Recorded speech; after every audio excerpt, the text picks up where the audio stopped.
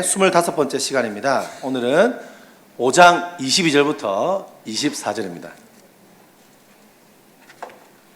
5장 22절부터 24절입니다.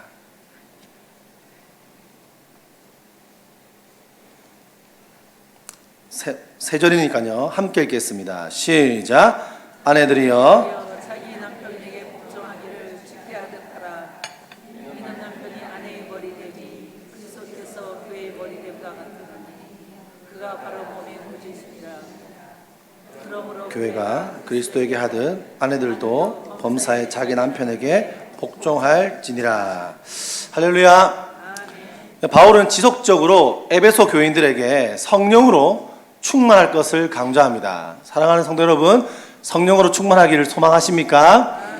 네, 우리 안에 그런 갈급함이 필요합니다. 성령으로 충만하고 이미 예수 그리스도를 믿었다면 우리 안에 성령님이 함께 하시지만 우리 안에 성령과 더 깊은 교제를 하기를 갈망하고 성령과 더 깊게 함께 하기를 소망하고 그분의 충만이 있기를, 간절한 마음이 있기를 여러분 소망합니다. 성령으로 충만하고 술 취한 사람처럼 살지 말라고 바울은 앞절에서 이야기하고 있습니다. 그러면서 주님께 노래하고 범사에 감사하고 그 다음으로 말한 것이 뭐냐면 21절의 말씀입니다. 오늘 말씀 보기 전에 오늘 말씀의 시작은 사실은 21절부터입니다. 읽어볼까요? 21절 성경책 보시면 되겠습니다. 에베소서 5장 21절 시작. 그리스도를 경외함으로 피차 복종하라. 그리스도를 경외함으로 어떻게 하라고요? 피차 복종하라. 바울은 오늘 복종에 대해서 이야기하고 있습니다. 복종이란 말은 요즘 현대시대에 굉장히 좀 부정적인 단어로 느껴지는 것이 사실입니다. 근데 바울은 말씀하기를 성령 아래서 성령의 지배를 받는 자들은 피차 복종해야 한다는 것입니다. 성령의 충만함을 받을 때 일어나는 현상은 새로운 삶을 살게 될, 성령 안에서 술 취하지 아니하고 성령에 취해서 살아가는 새로운 삶을 살아가는 삶의 형태에서 서로에게 필요한 특징이 있는데 그것은 바로 피차 복종하는 일이 생겨야 한다. 성경은 이야기합니다. 피차 복종한다는 것은 인류 역사로 인해서 파괴된 하나님과의 관계성, 죄로 인한 피상적 인간관계성을 치유하고 회복하는 기독교만이 내릴 수 있는 특별한 처방입니다. 복종한다는 의미는 상대방의 권위에 눌려서 억지로 하는 것이 아니라 자발적으로 자기 자신을 상대방보다 낮추어 섬기는 것을 의미하고 있습니다. 이 단어는 누가복음 2장 51절에서 예수님이신 그분이 자기 육신의 부모를 순종하며 받드셨다라는 곳에 쓰인 것과 똑같고, 갈라디아서 5장 13절 오직 사랑으로 서로 혹시 무슨 노릇하라? 종노릇하라. 오직 사랑 안에서 서로 종노릇하라. 같은 의미입니다. 교회 공동체의 대표적인 여러분 표징이 무엇입니까? 어떤 것이 교회의 모습을 나타내고 무엇이 교회와 교회다움을 세상 사람에게 알려줍니까? 나보다 남을 더 낮게 여기는 것입니다. 우리가 이걸 잘 오해해서 나보다 남을 더 낮게 여기는 경우가 있는데, 죄송합니다. 알아들으신지 모르겠네요. 남을 낮게 여기는 게 아니고 남을 낮게 넘어가겠습니다. 여러분, 성령이 충만한 것의 결과물이 무엇입니까? 서로 사랑으로 종노릇하는 거래요. 서로를 낮게 여기고 자신을 낮추는 것이 바로 교회 공동체의 특징이다. 성경은 이야기합니다. 그리스도를 경외하는 것과 서로 복종하는 것은 마치 우리가 알고 있는 하나님의 성경이 말하는 첫 번째 계명 무엇이죠? 첫 번째 계명 하나님 사랑. 두 번째 계명 무엇입니까? 이웃 사랑. 그것과 깊은 필연적인 연계성이 있는 거죠. 제가 요즘에 제가 다니면서 청소년들한테 주로 이제 외부 설교를 할 때는 정체성에 대한 이야기를 하는데, 요즘 제가 정체성이 조금 헷갈립니다. 제가 여러 가지 정체성이 있기 때문이죠. 교회에서는 중고등부 담당 사역자로 부목사로 있습니다. 그리고 학교에서는 가끔 제가 이제 학교에서는 교장 역할이기도 하고, 또 그리고 제가 외부 가서 얘기하고 애들한테, 얘들아 내가 이래봬도 교장이야 이렇게 하면 애들이 전부 다 와 놀래요. 내가 설립했어. 학생 15명 이러면 다 놀래요. 더 놀래는데 그러면 그렇지 이런 표정 저를 쳐다보는데, 제가 이제 학교에서는 교장이고 또는 교목이고 혹은 운전자고 혹은 못을 받고 하여튼 뭐 다양한 제 직함이 있습니다.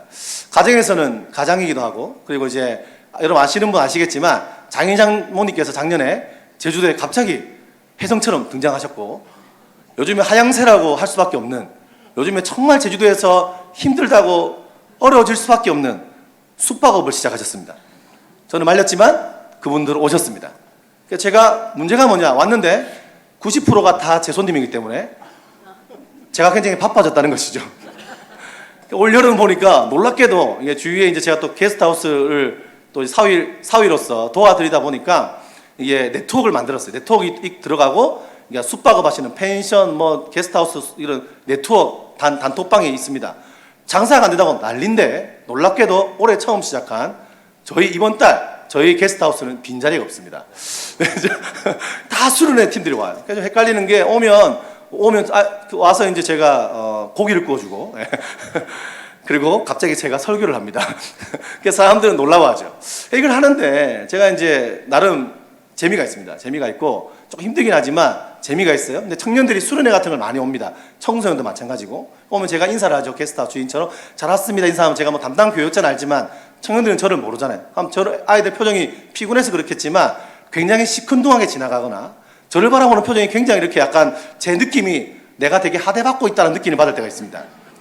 그래서 제가 사역자이기 때문에 어릴 때부터 전도사였기 때문에 이 전도사의 특징이 그래도 일단은 속으로는 어떨지 몰라도 우리 한국교회 안에 예의가 있기 때문에 어리지만 여러분 많은 분들이 저를 그래도 어른 대우해 주지 않습니까? 그죠? 전도사라고 목사라고 저보다 훨씬 연배가 많으신 분들이 존대해 줘요. 존대해 주고 그것에 감사함을 느끼는데 게스트하우스에서 사람들 만나니까 청년들이 저를 하대하고 네가 뭐냐 이런 표정을 저를 쳐다볼 때가 있지요. 그러다가 제가 이제 고기를 열심히 구워주면 고기를 엄청 잘 먹습니다. 먹는다고 의미하기보다 더 이상 말하면 안 될 것 같은데 굉장히 많이 먹어요. 많이 먹어요. 그냥 많이 먹고 나서 이제 제가 고기 냄새를 풍기면서 이제 씻고 나서 예배를 드리지 않습니까? 예배 드릴 때 제가 갑자기 옷을 갈아입고 성경책을 들고 앞에 서면 청년들 표정이 되게 여러 가지 표정이 이렇게 교차합니다. 제가 이야기하다가 복음에 대해서 설명하고 하나님의 나라의 백성의 삶에 대해서 이야기하다가 제가 웃으면서 이렇게 정지하는 건 아니지, 웃으면 안 하죠. 우리가 살아가는 삶에서 제일 중요한 우리의 그리스도인의 표징은 교회에서 사람들을 대할 때 나오는 게 아니고 교회에서 목사를 대하는 태도나 담임 목사님 대하는 태도나 교회에서 사찰 집사님을 대하는 태도나 그리고 게스트하우스 사장님을 대하는 태도가 일관성이 있어야 된다. 이렇게 제가 얘기를 합니다. 굉장히 찔리는 표정으로 한 3-4명이 고개를 숙입니다. 굉장히 놀라운 교육 방식인 것 같아요. 제가 정죄하려고 하는 게 아니라 굉장히 중요한 이야기죠. 여러분 보세요. 우리가 한국 교회 안에서의 문제가 뭡니까? 교회 안과 교회 밖의 모습이 이 이원론적인 신앙 안에서 한국 기독교 복음 오히려 그런 모습들 너무 다른 그 모습이 한국 기독교회를 복음을 확장하지 못한다고 저는 생각합니다. 연관이 있습니다. 교회에서 사람들을 대하는 태도와 밖에서 사람을 대하는 태도가 너무 다릅니다. 교회에서 사람들을 대하는 태도와 집에서 자녀들과 가족들을 대하는 태도가 다릅니다. 교회에서 교회 모임들을 식당이나 교회 모임들을 카페에서 하는데 함께 교회 이야기를 계속 하는데 그 식당에 있는 사람들을 대하는 태도나 일하는 분들을 대하는 태도가 때로는 교회 안 다니는 사람보다 못할 때가 있습니다. 여러분 청소년들이 교회를 떠나는 이유 중에 가장 큰 이유가 통계적으로 아이들의 모습에서 교회와 가정에서의 모습이 다른 부모들의 모습 때문이라고 이야기합니다. 부모들이 교회와 가정의 모습이 너무 다르니까 자녀들 봤을 때 거기에 대한 회의감들을 느끼고 대학생이 되어서 20대가 되었을 때 교회를 나가지 않는다는 거예요. 오늘 성경에서 뭐라고 합니까? 지혜로운 자는 세월을 아끼는 자인데 대표적으로 술 취하지 말고 세상에 취하지 말고 다른 무엇에 취하지 말고 성령의 충만을 받아야 한다고 이야기합니다. 그런데 성령이 충만하면 나타나는 표징이 무엇이냐면 찬송하고 감사하는데 그 다음에 뭡니까? 피차 서로에게 복종이라는 것입니다. 대표적 한 사람에게 모든 사람들이 종속되어서 복종이라는 것이 아니고 피차 서로 어떤 지위와 어떤 모습과 성별과 무엇과 상관없이 서로 피차 복종이라는 것이죠. 한국교회에 복음이 들어와서 한국교회 초대교회에 복음이 들어온 다음에 노비와 그리고 그 노비의 주인이 교회에서 장로 선거를 했는데 노비가 장로가 되고 그 노비가 시간이 지나서 목회자가 되자 기뻐하면서 함께 교회를 섬겨나간 조덕삼 장로와 이자익 목사의 이야기를 여러분 다 알지 않습니까? 여러분 그 장로님이 그 때가 되어서 조두산 장로 주인도 장로가 되었고, 그런 다음에 이자희 목사가 담임 목회자로 목회자가 될 때 그런 이야기를 했답니다. 이 사람이 장로가 될 때 마찬가지였고, 이 사람은 장로로서 나보다 훨씬 뛰어나다. 주인이 노비였단 말이에요. 노비를 바랍니다. 나보다 이 사람이 장로가 되어서 너무 기쁘다. 나보다 훨씬 탁월하고, 나보다 젊은 사람이 장로가 되었고, 나보다 훨씬 탁월한 사람이 목사가 되어서 너무 기쁘다. 이렇게 이야기했어요. 여러분, 그게 복음의 영광스러움이고 복음의 특징이죠. 이 노비였던 이자희 목사가 되었다고 조두산 장로님을 하대했겠습니까? 조두산 장로가 자신이 노비였던, 내가 한때 나의 노비였어 라고 그 목사님을 함부로 대했겠습니까? 아니요. 서로 피차 복종했을 것입니다. 한국교회 안에 직분 때문에 그 직분을 내가 못 돼서, 혹은 내가 그 직분 안에서 각자만 보면서 그것 때문에 마음 상하고 서로 삐지고, 이런 일들이 한국교회 안에 팽배합니다. 얼마나 수준 낮은 겁니까? 그죠? 초대교회는 그렇지 않았습니다. 초대교회 안에 피차 서로를 복종하고 서로를 인정하고 지위와 직분과 상관없이 더 낮은 곳으로 가는 일들이, 교회가 그걸 보여주었습니다. 저는 한국교회가 다시 새롭게 되는 방법은 하나님의 은혜가 임해야 되고, 회개도 하고 큰 대형 연합 집회도 많이 해야 되지만, 자신이 예수를 믿고 성령을 받고 성령과 함께하는 사람이라면 서로에게 피차 복종하는 일을 통하여 빛으로서의 교회 모습을 우리 이 땅에 보일 수 있다고 믿습니다. 우리가 이 땅에서 어떻게 보입니까? 피차 복종함을 통해서 우리 가운데 빛이 나타나고, 세상은 교회를 보고 저것이 예수 그리스도를 닮은 모습이라고 알게 된다는 것이죠.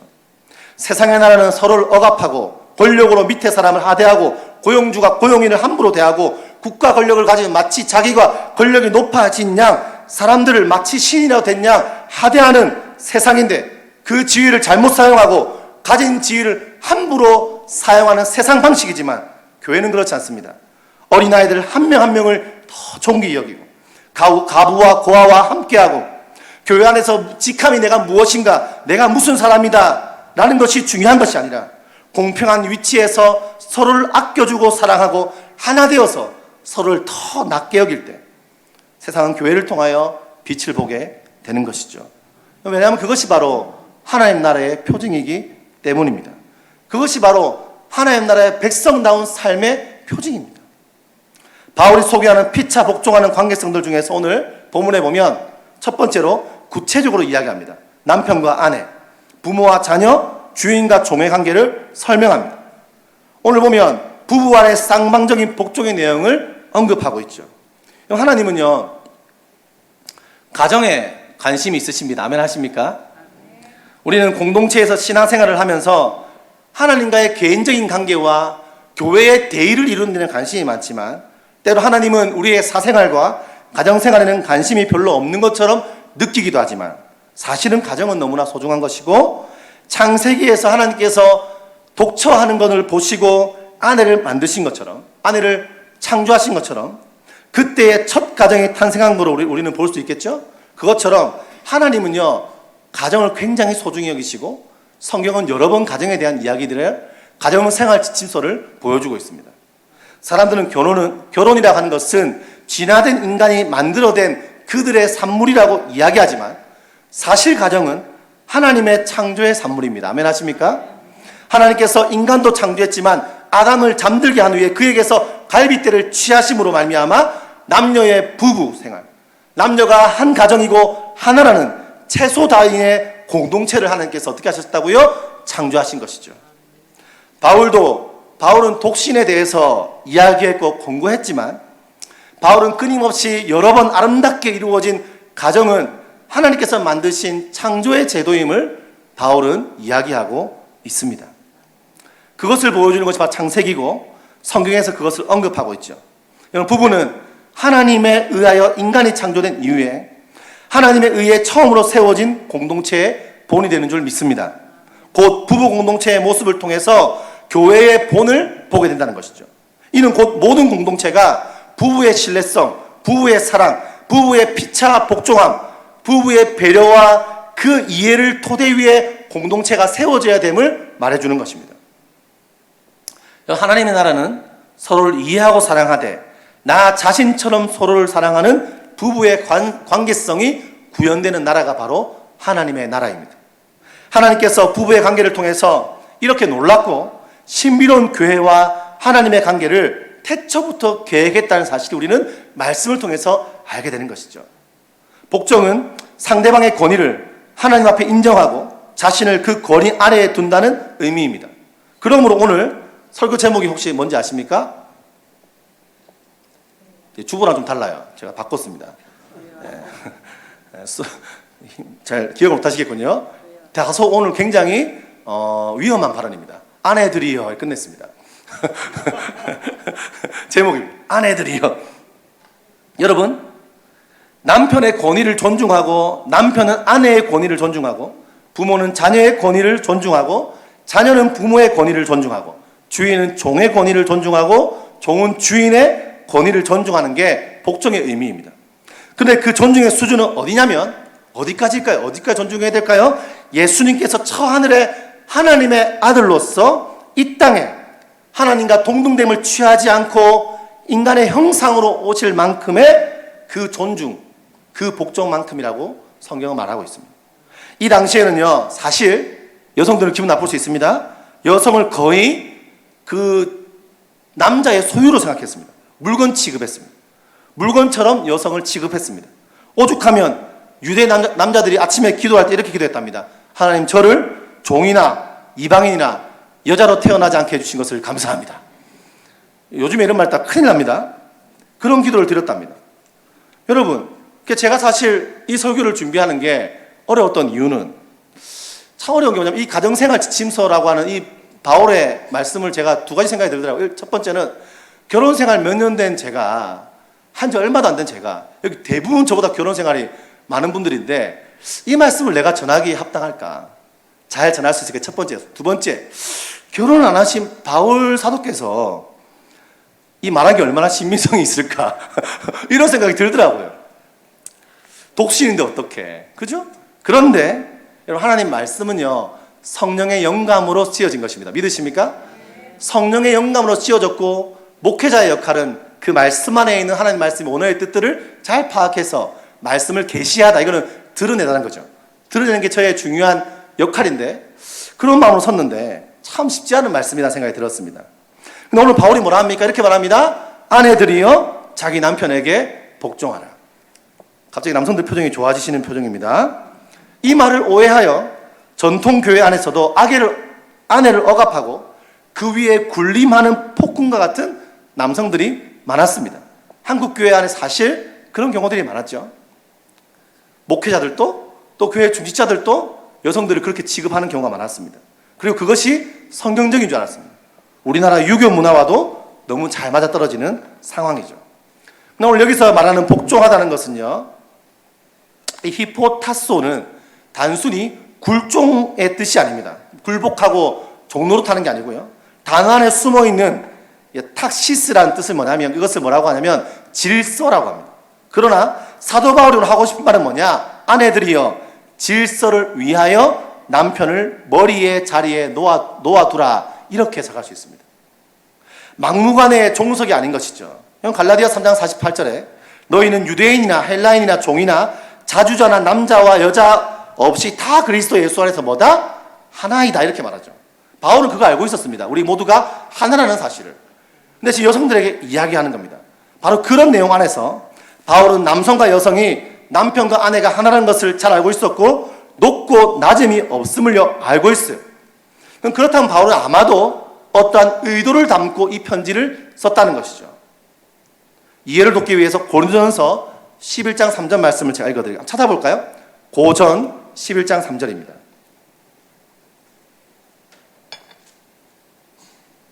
고전 11장 3절 함께 읽어볼까요? 시작.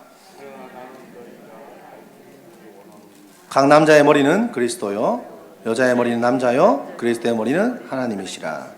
8절과 9절 읽어보겠습니다. 시작. 남자가 여자에게 난 것이 아니요 여자가 남자에게서 났으며 또 남자가 여자를 위하여 지음을 받지 아니하고 여자가 남자를 위하여 지음을 받은 것이니. 오늘 여기서 질서에 대한 이야기를 하고 있는데 이 질서를요 어떻게 합니까? 순서가 뭡니까? 하나님, 그리스도, 남자, 여자 순입니다. 여자는 남자의 갈비뼈에서 나왔기 때문에 남자가 여자의 머리가 되는 것이죠. 그리고 원래 그들은 하나였습니다. 그죠? 남자, 여자는 하나였습니다. 어떤 청소년 아이들이 성경은 거짓말이다. 왜 그러니까 갈비뼈에서 나왔으면 남자 갈비뼈가 하나 작아야 되는데 남자가 갈비뼈 하나 작아야 되지 않겠습니까? 거짓말이라 말하는 아이들이 있는데 우리가 그 유전자적으로 제가 팔이 잘렸다고 제 아들이 팔이 잘리지 않는 거 아니겠습니까? 아이들이 아무 생각 없이 얘기하는 거죠. 여러분 무슨 말이냐면 남자와 여자는 하나였는데 갈비뼈에서 나왔기에 남자가 여자의 머리가 된다는 것이죠. 여러분 이것을 신학적인 용어로 경륜적 삼위일체라고 합니다. 무슨 말이냐면 삼위 하나님은요, 우리 이해를 돕기 위해서 하나님은요 같은 분이시죠. 성부, 성자, 성령은요 같은 분입니다. 성부가 더 높다고 생각하는 분들도 계신데 그렇지 않습니다. 다 같아요. 같은데 하나님 나라의 완성과 하나님의 나라의 백성들의 구원을 위하여 성자 하나님과 성령 하나님이 어떻게 했죠? 자발적으로 순종했고 자발적으로 복종합니다. 같은 권위를 갖고 있지만 성자 예수님이 하나님께, 성부 하나님께 질서 안에서 자발적인 복종하심으로 어떻게 됩니까? 하나님 나라가 이 땅에 완성되고 구원의 경륜이 나타나는 것이죠. 바로 여기서 여성과 남성의 역할이 이것과 같다고 바울은 표현하는 거죠. 남편과 아내의 역할 중에서 아내의 역할인 복종의 역할이 바로 그 성자 하나님과 성령 하나님의 복종과 같은 것이다. 동급으로 설명하고 있는 것입니다. 그 목적을 위해서 뭐 한다고요? 복종해라 이렇게 말합니다. 그러므로 남편이 제대로 해야, 남편이 제대로 된 남편이 되어야만 그를 머리로 인정하는 것이 아니고, 남편이 좀 부족해도, 남편이 좀 우리가 봤을 때 좀 어설퍼도, 남편이 한숨밖에 안 나와도 그 남편이 가정의 머리임을 알고 질서를 인정하고 복종하는 것, 내 머리 위에 올려놓는 것, 그게 오히려 지혜로운 여성의 모습이고 그것이 곧 교회인 우리가 예수 그리스도 앞에서 그런 태도를 취해야 된다. 성경은 말하는 것입니다. 에베소 5장 23절 이렇게 말씀하시죠. 이는 남편이 아내의 머리됨이 그리스도께서 교회의 머리됨과 같음이니 그가 친히 몸의 구주시라. 그리스도가 교회의 머리됨이 되는 것처럼 남편은 아내의 머리이기 때문에 여자는 남자에게 복종해야 한다는 것입니다. 머리와 몸은요 따로 볼 수 없습니다. 하나입니다. 머리와 몸은 하나고, 그렇기 때문에 머리가 지시하는 대로 몸이 따라주지 않으면 몸은 정상적인 성장을 할 수도 없고 정상적인 발육이 불가하고 병에 걸리고 정상적인 생활이 불가한 것이죠. 예수를 머리로 둔 교회인 우리가 머리 대신 예수님께 복종하는 삶을 살아야 우리의 삶에 성장이 있듯이 아내가 그리스도인으로서 더 잘 자라기 위해서는 머리인 남자의 권위에 복종하는 것이, 그것이 훈련이고 우리가 더 성장하는, 그리스도 앞에서 거룩으로 성장하는 단계일 수도 있다는 것입니다. 그러나 이 부분을 보고 남성들이 혹시나 그러게 가정에서는 아내가 잘해야 가정이 평안하고 잘 되는 거야 라고 생각한다면 안 됩니다. 여러분 오늘 이 권면은요 아내들에게 한 권면이 나오지만 결국은 잘 생각해 보십시오. 남편들이 훨씬 더 많은 것을 주의해야 됩니다. 남편에 대한 아내의 절대적인 복종이 만약에 하나님의 뜻이라면 남편은 더욱더 경건하고 두렵고 떨림으로 바로 서 있어야 됩니다. 더욱 경건해야 되고 언어 하나도 조심해야 되고 도덕적으로 더욱 깨끗해야 되고 영적으로 끊임없이 성장해야 되고 더 거룩함을 유지해야 되고 머리로서의 역할을 감히 그리스도와 대임된 남편의 역할, 그 역할을 분명히 하기 위해서 굉장히 무거운 책임감을 갖게 돼야 한다는 것이죠. 이 말씀을 볼 때마다 남편들은 아내들을 바라보면서 그러게 복종해 라고 말하면 큰일 나는 것이고, 이것을 볼 때에 더 깊은 책임감으로 하나님 앞에 온전히 서기로 결정해야 되는 거죠. 24절에 그러므로 교회가 그리스도에게 하듯 아내들도 범사에 자기 남편에게 복종할지라. 더 깊은 책임감이 요구되는 것입니다. 여러분 이건 단순히요 찾는 것을 말하는 게 아닙니다. 남편이 여러분 하나님의 구원의 권위라도, 하나님께 주신 권위라도 만약 남편이요 바르게 행동하지 못하고 바르게 행동하지 않고 도덕적으로나 삶에서 무너져 있고 하나님과의 무관하고 성경과 무관한 삶을 산다면 아내들은요 남편들에게 해야 될 이야기를 해야 됩니다. 로마서 말씀에 위정자들에게 권위에 순종해라 이 말을 듣고 사람들은 위에 있는 위정자가 아무리 잘못해도 우리는 기도만 해야 돼 라고 말하지만 틀린 말입니다. 그들이 잘못되고 포곽을 일삼고 하나님 보시는 섬김의 위치와 바른 통치자의 모습을 보이지 못하면 우리는 앞에 에베소서 말씀처럼 그들을요 책망해야 되고 우리가 해야 될 역할을 하는 것처럼 남편이 그 권위를 서지 못하면 여성들은 기도하고 그 일들을 바르게 만들어가기 위해서 해야 될 이야기를 해야 되겠죠. 여러분, 그러나 하나님께 세우신 권위가 무엇입니까? 가정의 머리로 남편들을 세워두셨다고 합니다. 우리 안에 그 남편을 바라보는 복종이 필요합니다. 이쯤 설교하고 나면 보통 이제 이 설교를 하시는 분들이 그렇다면 아내들아라고 했으니까 이쯤 되면 이제 남편들아가 나와야 될 때가 되지 않겠나 라고 생각하시고 남편들아 이렇게 하면 기다렸다는 듯이 말하고 싶은데 저는 오늘 아내들아로 마치려고 합니다. 다음에 남편들에게 주는 바울의 가정 지침에 대해서 나누려고 합니다. 여러분, 남성들은 아내들의 존경과 권위와 인정을 통해서 자신감을 얻게 되는 것 같습니다. 여러분, 사람에게 언어가 있다고 하지 않습니까? 사랑의 언어.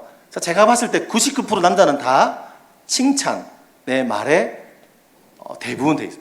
남성들은 칭찬을 굉장히 좋아하고 여성의 한마디 칭찬에 거의 하늘로 갔다가 딱바닥 꺼졌다가 가는 것 같습니다. 그럴 때에 아내의 복종하는 말과 권위의 그 사랑에 인정하는 말을 통해 남성들은요 더욱더 책임감 있는 머리로서 더 책임감 있는 리더로서 가정에서도 그런 역할을 할 것이고 교회에서도 그런 역할을 할 것이고 세상에서도 회사에서도 그런 역할을 하게 될 것입니다. 만약 그들이 죄와 관련된 일이 아니라면 여러분 더욱더 인정해 주십시오. 남편들은 더욱 머리의 역할을 잘할 것입니다. 그것이 곧 교회의 그리스도인들의 관계성의 설명을 오늘 해주고 있는 것입니다. 말씀을 결론 짓겠습니다. 에베소서 내용들은 놀랍게도 우리는 성경을 볼 때마다 하나님께서 큰 일과 대의에만 관심이 많은 것 같지만 성경 끊임없이 사람들을 대하는 태도를 굉장히 이야기 많이 합니다.